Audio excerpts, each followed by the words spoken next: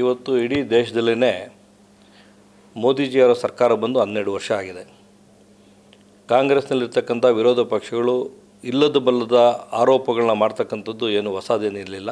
ಹಂಗಾಗಿ ಯುವಕರನ್ನು ದಾರಿ ತಪ್ಪಿಸ್ತಕ್ಕಂಥ ಕೆಲಸ ಸಕ್ಸಸ್ಫುಲ್ಲಾಗಿ ಮಾಡಿದ್ದಾರೆ.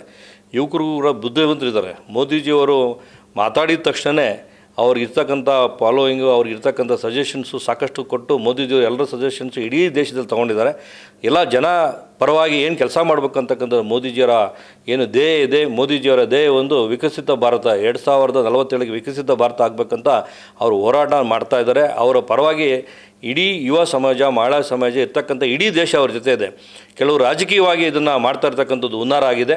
ಅದನ್ನು ಕೂಡ ತೀಕ್ಷ್ಣವಾಗಿ ಗಮನಿಸ್ತಾ ಇದ್ದಾರೆ. ಮುಂದಿನ ದಿನಗಳಲ್ಲಿ ಇದರಿಂದ ಯಾರಿದ್ದಾರೆ, ಏನು ಮಾಡ್ತಾ ಇರ್ತಕ್ಕಂಥದ್ದು ಹೊರಗಡೆ ಬರುತ್ತೆ.